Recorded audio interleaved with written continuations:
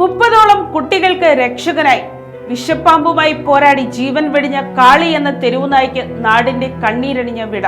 വിഷപ്പാമ്പിന്റെ മുന്നിൽ നിന്ന് 30ലധികം സ്കൂൾ കുട്ടികളുടെ ജീവൻ സ്വന്തം ജീവൻ ബലി നൽകി കാത്തുരക്ഷിച്ച ഒരു തെരുവുനായ. ഒഡീഷയിലെ മയൂർഭഞ്ച് ജില്ലയിലുള്ള ധീരകുല ഗ്രാമത്തിലാണ് മനുഷ്യത്വത്തെ പോലും ലജ്ജിപ്പിക്കുന്ന തരത്തിലുള്ള ഈ ധീരത അരങ്ങേറിയത്. ഗ്രാമവാസികളുടെ പ്രിയങ്കരനായ കാളി എന്ന തെരുവുനായയാണ് ഒടുവിൽ നാടിന്റെ ഹീറോയായി വിടവാങ്ങിയത്. തങ്ങളുടെ മക്കളുടെ ജീവൻ രക്ഷിച്ച നായയ്ക്ക് ഒരു മനുഷ്യന് നൽകുന്ന എല്ലാവിധ ആചാരങ്ങളോടും കൂടിയാണ് ഗ്രാമവാസികൾ അന്ത്യയാത്ര നൽകിയത്.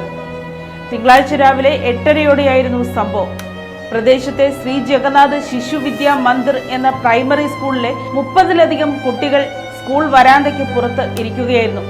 ഈ സമയത്താണ് അതീവ മാരകമായ ഒരു വിഷപ്പാമ്പ് കുട്ടികൾക്ക് നേരെ ഇഴഞ്ഞടുത്തത്. കുട്ടികൾ അപകടം തിരിച്ചറിയുന്നതിന് മുമ്പ് തന്നെ അവിടെ ഉണ്ടായിരുന്ന കാളി പാമ്പിന് മുന്നിലേക്ക് ചാടി വീണു. കുട്ടികൾക്കും പാമ്പിനുമിടയിൽ ഒരു രക്ഷാ കവചമായി നിലയുറപ്പിച്ച നായ പാമ്പുമായി അതിശക്തമായ പോരാട്ടത്തിൽ ഏർപ്പെട്ടു. സ്കൂൾ കുട്ടികൾക്ക് നേരെ മാരക വിഷമുള്ള പാമ്പ് ഇഴഞ്ഞെടുക്കുന്നത് കാളിയുടെ ശ്രദ്ധയിൽപ്പെടുന്നു. കുട്ടികളിലേക്ക് പാമ്പ് എത്താതിരിക്കാൻ കാളി അതിനെ ആക്രമിക്കുകയും ദീർഘനേരം പോരാടുകയും ചെയ്യുന്നു. ശക്തമായ പോരാട്ടത്തിനൊടുവിൽ നായ പാമ്പിനെ കടിച്ചു കൊന്നു.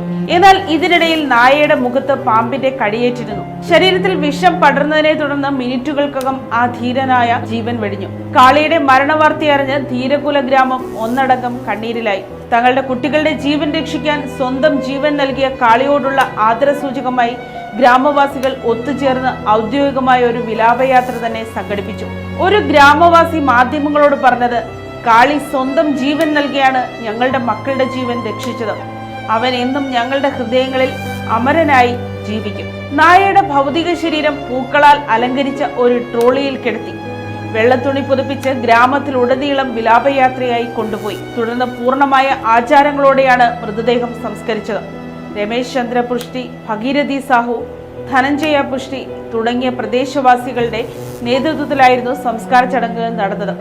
ഒരു തെരുവുനായ നാടിന്റെ കാവൽക്കാരനായി മാറിയ ഈ സംഭവം ഇപ്പോൾ സോഷ്യൽ മീഡിയയിലടക്കം വലിയ രീതിയിൽ ചർച്ചയാവുകയാണ്. News desk, Kottarakkara media.